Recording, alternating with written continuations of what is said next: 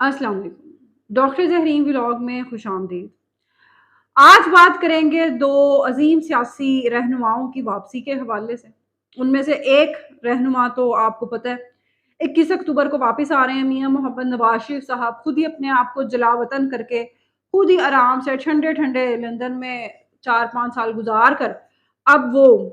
आ रहे हैं और बयानात ऐसे चल रहे हैं निगरान हुकूमत के और नून लीग के जैसे अभी भी मुल्क में उनकी हुकूमत है। वैसे है तो उनकी जो इत्तेहादी हुकूमत थी उसमें तो 100% हुकूमत नून लीग की नहीं थी। लेकिन ये जो निगरान हुकूमत है ना, इसमें 100% नून लीग की ही हुकूमत है। तो ठीक है, अपनी हुकूमत में आ रहे हैं 100% वाली में। दूसरे सियासी रहनुमा हैं, वो भी इतने बड़े नहीं हो सके, उनका लेकिन सफ़र जारी है। सदाकत अली अब्बासी, जो पाकिस्तान तहरीक इंसाफ से उनका ताल्लुक है और अभी कुछ ही दिन हुए थे उन्हें लापता हुए और अब उनकी ज़मानत भी हो गई थी और अब वो कहा ये जा रहा है कि उन्होंने एक शो भी रिकॉर्ड करवा दिया था बिल्कुल उस्मान डार की ही तरह, लेकिन वो अभी ऑन एयर नहीं किया गया। ऑन एयर इसलिए नहीं किया गया कि उस्मान डार वाले इंटरव्यू को भी लोगों ने तस्लीम करने से इनकार कर दिया कि ये स्क्रिप्ट बड़ा ही कमज़ोर था। तो इसी तरह का अगर स्क्रिप्ट शुरू हो जाए, आपको याद होगा कि प्रेस कॉन्फ्रेंसेस में भी आखिर में सहाफ़ी ये कहना शुरू हो गए थे कि आपका भी यही स्क्रिप्ट है, कुछ तो 2 लाइनें अपनी तरफ से बोल दिया करें ना। यानी आप सबको एक ही लाइन दी जाती है कि 9 मई के वाक़यात की मज़म्मत करते हैं, तहरीक इंसाफ छोड़ दें। तो ये चीज़ आ गई थी मीडिया और अवाम की राय को मद्देनज़र रखते हुए शायद अब सोचा गया कि थोड़ी-सी तब्दीली कर लेते हैं। बहरहाल, सदाकत अली अब्बासी वापस आ गए हैं और बड़ा जी जश्न मनाया जा रहा है, बड़ा बहुत बेचारे दुखी थे, उनकी वालिदा बहुत दुखी थीं और बड़े उनके मिज़रेबल हालात। बात ये है कि हम भी कहते हैं बहुत अच्छी बात है, बहुत अच्छी बात है, सबको आना चाहिए अपने घरों में वापस में। लेकिन बात ये है कि 9 मई के वाक़यात से पहले बल्कि अब भी काफ़ी अरसे तक ये लोग बने हुए थे फ़िरौन। ये लोग उसी तरह फ़िरौन बने हुए थे नून लीग के लिए, जिस तरह नून लीग बनी रही एक अरसे तक जब तक पीटीआई ने आकर उन्हें छित्तर नहीं ना फेरा नून लीग को पंजाब में, तब तक नून लीग भी पीपल्स पार्टी का गला ऐसे ही दबाती रही। लेकिन पता क्या बात क्या थी कि नून लीग को एक बड़े ही अरसे तक एस्टैब्लिशमेंट, अदलिया की सपोर्ट हासिल हुई, मीडिया की भी। मुझे जब मैं मियाँ मोहम्मद नवाज़ शरीफ साहब जब वो अपनी रहायशगाह से बाहर निकलते हैं और पीटीआई वाले उनको पड़ जाते हैं और मुझे हालते ज़ार पर हँसी भी आती है और अफ़सोस भी होता है। नून लीग के एक साहब है राशिद नसरुल्लाह, आपको पता है एक बड़ा ओहदेदार हैं नून लीग के। उनकी अभी कुछ दिन पहले की वीडियो है जिसमें वो नारे लगा रहे हैं पीटीआई के शोर को ख़त्म करने के लिए, वज़ीर-ए-आज़म नवाज़ शरीफ, वज़ीर-ए-आज़म नवाज़ सिर्फ इसलिए ताकि अपनी तनख्वाह उसको हलाल कर सकें। लेकिन मुझे इस पर अफ़सोस पता है क्यों होता है? क्योंकि जब सोशल मीडिया नहीं था और जब डिजिटल मीडिया नहीं आया था इस मुल्क में क्या बाकी मुल्कों में भी, तो जो मेन स्ट्रीम मीडिया था, जो न्यूज़ चैनल थे और पहले तो न्यूज़ चैनल भी ख़ैर बहुत कम होते थे, ये तो बहुत कम ही अरसा हुआ है कि इतनी ज़्यादा भरमार हो गई है खबरों की। और सोशल मीडिया तो ज़ाहिर है आपको पता है कि कब पाकिस्तान में ज़्यादा इस्तेमाल होना शुरू हुआ। तो उस ज़माने में मैं बात कर रही हूँ कि उस ज़माने में ये पीपल्स पार्टी का और इन्होंने हर चीज़ में मीडिया को, हर एंकर, हर बंदे को इन्होंने पेरोल पे रखा हुआ था। नून लीग की हुकूमत आने के बाद जो चेहरे आपकी टेलीविज़न स्क्रीन्स पर नमूदार हुए हैं, उनको तो आप पहचानते हैं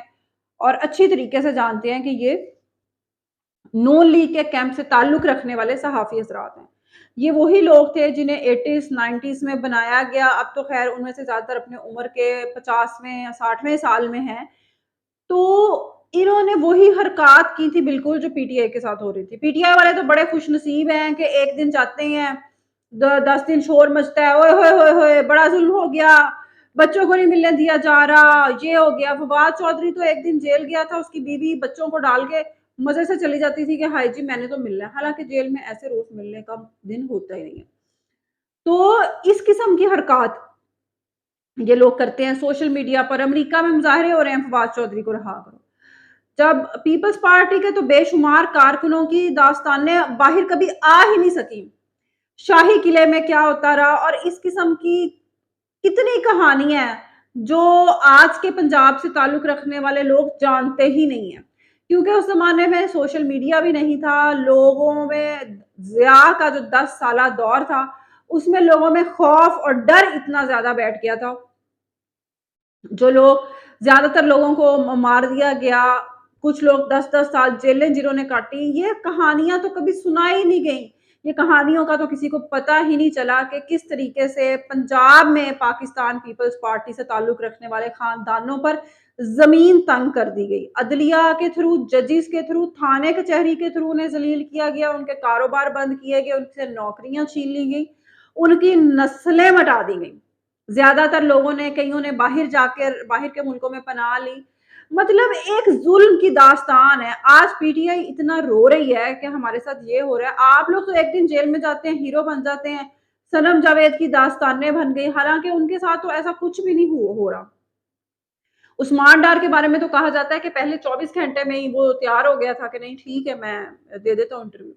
تو آپ لوگوں کے ساتھ تو ابھی کچھ ہوا ہی نہیں ہے، میڈیا کی وجہ سے اور بہت ساری اور پابندیوں کی وجہ سے جو آج کی اسٹیبلشمنٹ جن مجبوریوں میں پھنسی ہوئی ہے۔ ضیاء الحق کے پاس تو افغان جہاد میں ایک ایسا سنہرا موقع آیا تھا کہ اس کی تو موجیں ہی ہو گئی، اس کو تو کوئی اکاؤنٹیبل کرنے والا تھا ہی نہیں، بہرحال کیونکہ وہ مجبوری بن گیا تھا اس وقت کی عالمی اسٹیبلشمنٹ کی۔ بہرحال